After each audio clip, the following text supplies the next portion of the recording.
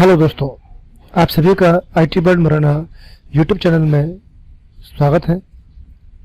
और आज हम MP पटवारी के मुख्य प्रश्न की तीसरी सीरीज आज लेकर आए हैं। चलिए शुरू करते हैं। और जो लोग पहली बार इस चैनल पर आए हैं वो हमारे चैनल को सब्सक्राइब करें। वीडियो पसंद आए तो लाइक करना मत भूलिएगा और अपने दोस्तों को भी शेयर कीजिएगा। चलिए शुरू करते हैं।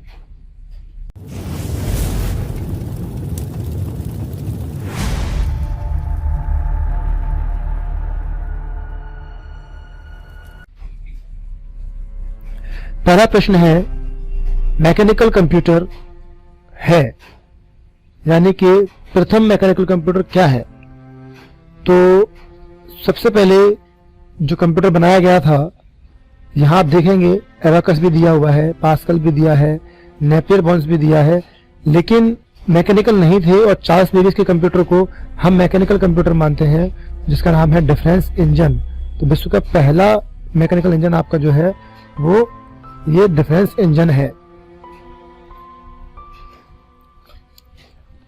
कंप्यूटर डाटा को डैश में परिवर्तित करता है। तो कंप्यूटर डाटा को हमेशा इंफॉर्मेशन में बदलता है, यानी कि रिजल्ट में या आउटपुट में बदलता है। डाटा क्या है? डाटा क्या है? इसको हम बोलते हैं सूचनाएं, तथ्य या आंकड़ों का संग्रह। तो आपके डाटा जो होते हैं वो सब चीजें हैं। इंफॉर्मेशन भी होता है, एक तथ्य भी होता है, एलिमेंट और आंकड़ों का समूह भी डाटा ही होता है, यानी कि सभी इसका आंसर है, सभी इसका आउटपुट है, आंसर है।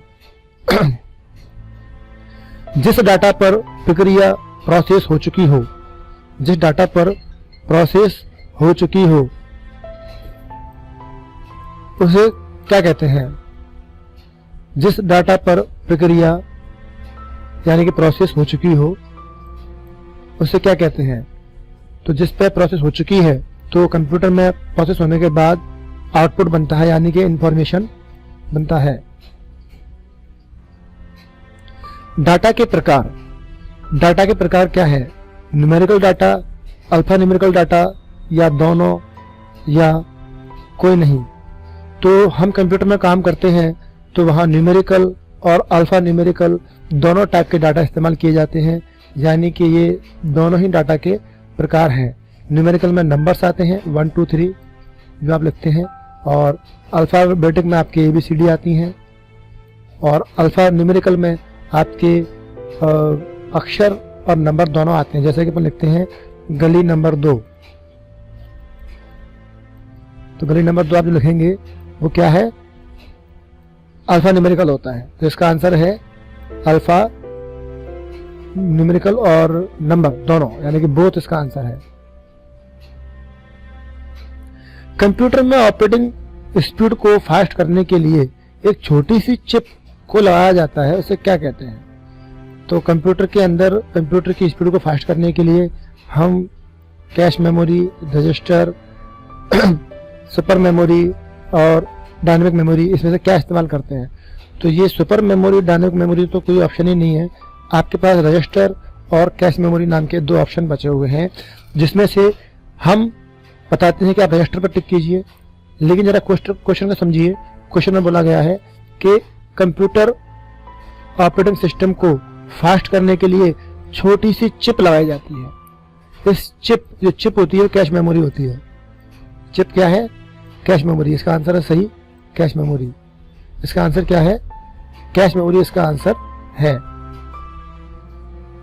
और कैश मेमोरी का आंसर जो दिया है ना, लेकिन पूछा जाता है कि इनमें सबसे फास्ट मेमोरी कौन सी है, या ये पूछा जाता है कि इनमें से कौन फास्ट है, तो हम बोलते रजिस्टर। तो हम क्या बोलते? रजिस्टर बोलते। रजिस्टर फास्ट मेमोरी है, क्योंकि रजिस्टर क्या है? फास्ट मेमोरी होती है और कैश मेमोरी के अंदर होती है। लेकिन कैश एक चिप है, और चिप के बारे में पूछा जा रहा है वो कि चिप कौन सी है। तो यहाँ पे इसकी चिप का आंसर यही है, कैश मेमोरी। मेमोरी का एक प्रकार है, तो मेमोरी कैश मेमोरी भी होती है और रजिस्टर भी मेमोरी उसी के अंदर माने जाते हैं।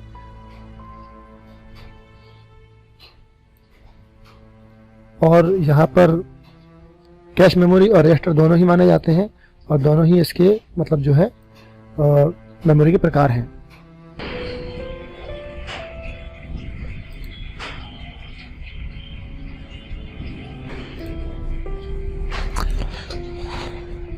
अगला प्रश्न है अस्थायी मेमोरी क्या है?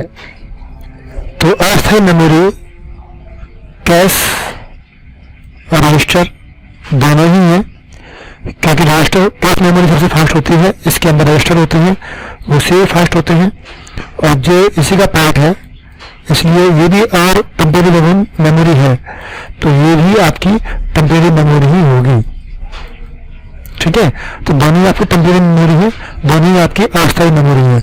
इसके अलावा रैम भी पेपर में आता है, अगर रैम, तो रैम भी आपकी अस्थायी मेमोरी है। ठीक है, तो यहाँ पर इन्होंने कैश मेमोरी के बारे में बताया गया है, तो दोनों ही आपकी अस्थायी मेमोरी है, इसलिए ए और बी दोनों सही आंसर है।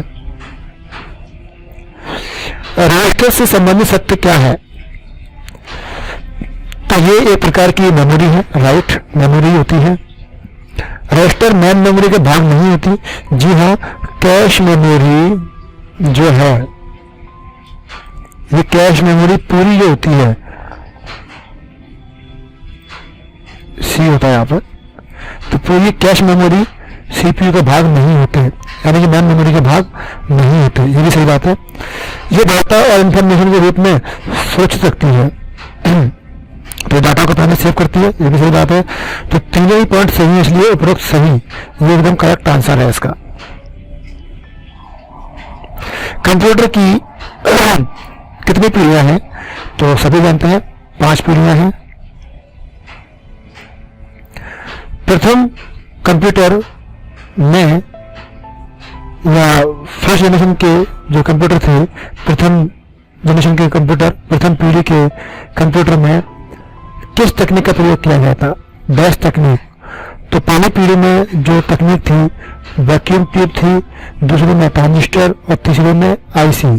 ठीक है, तो ये पहला वाला आपका सही आंसर है। पहली पीढ़ी में वैक्यूम ट्यूब का इस्तेमाल किया गया था, जो दिखने में एक बल्ब के जैसा था।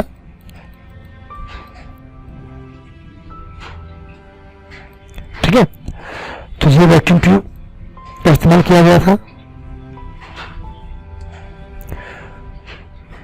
प्रथम पीढ़ी के कंप्यूटर का जो काल है वो क्या है?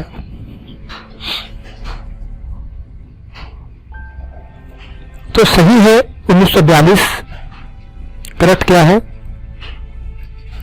1942 जो सही आंसर है। जो अच्छी किताबें जो आती हैं अच्छी उसमें आप देखेंगे जो एक पीके सिन्हा की किताब है कंप्यूटर की फंडामेंटल, उसमें आप देखेंगे 1942 से लेकर के 1956 तक उसका जीवन काल रहा है। लेकिन यहां 42 किसी ने दिया नहीं है, तब किसे आप सही मानेंगे? तो मैं बताया था कि आपको 42 नहीं दिया होगा, तो आप इसके आसपास की डेट देखेंगे, जो इसके आसपास का समय होगा वो सही होगा।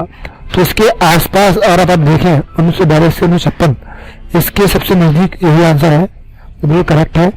1940 से 1956 तक, 1940 और 1946, तो पहला वाला सही है।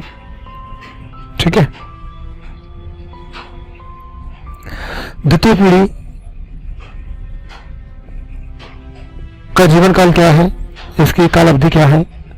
तो ये 1956 से 1964 तक सही है, 55 के आसपास। तीसरी पीढ़ी की काल अवधि क्या है? तो ये 1965 से, तो वो 64 से स्टार्ट कर लिया है, 64 से 71, ये इसके आसपास सही है। VLSI तकनीक, जो VLSI मतलब वेरी लार्ज स्केल इंटीग्रेशन तकनीक है, इसका इस्तेमाल किस पीढ़ी में किया गया? तो VLSI तकनीक का इस्तेमाल LSI और VLSI दोनों तकनीक जो होती है, लार्ज स्केल इंटीग्रेशन और वेरी लार्ज स्केल इंटीग्रेशन का इस्तेमाल चौथी पीढ़ी में हुआ है।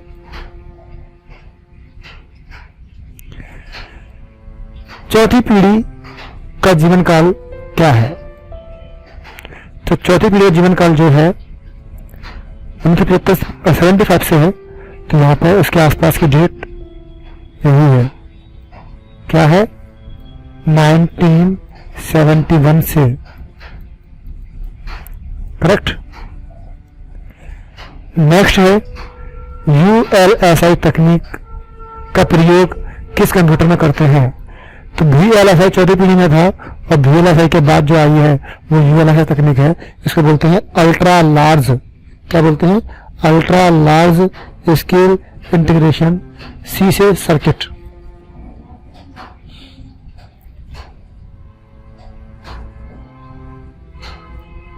सही आंसर है पांचवी पीढ़ी में।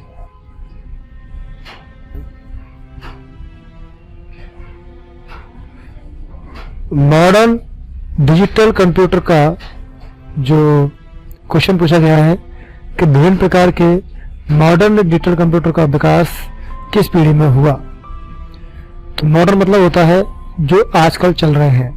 तो आजकल के जो कंप्यूटर चल रहे हैं वो किस पीढ़ी में बने हैं? जो आजकल की पीढ़ी है, तो आजकल की पीढ़ी कौन सी है? पांचवी पीढ़ी। पांचवी पीढ़ी 5th जनरेशन के कंप्यूटर माने जाएंगे। प्रथम पीढ़ी का कंप्यूटर क्या है? प्रथम पीढ़ी का कंप्यूटर है एडसेक, ENIAC, एडसेक, एडवेक, है ना। तो एक तो एडसेक होता है, पहली पीढ़ी में कंप्यूटर के नाम मैंने बताए थे। एक तो आपका एडसेक है, ENIAC है, ENIAC, पहला इलेक्ट्रॉनिक कंप्यूटर, पेपर में आता है कभी कभी। तो ENIAC, एडसेक, एडवेक है।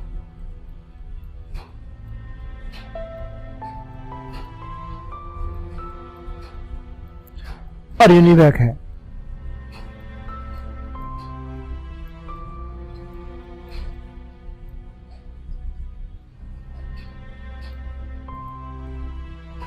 यूनिवैक, तो ये आपके पहली पीढ़ी कंप्यूटर है। तो यहां नाम दिया गया पहली पीढ़ी का कंप्यूटर कौन सा है? एडसेक, ठीक है। पहली पीढ़ी के कंप्यूटर के उदाहरण तो आ गए यहाँ पे, ENIAC, एडवेक, यूनिवैक सभी हैं।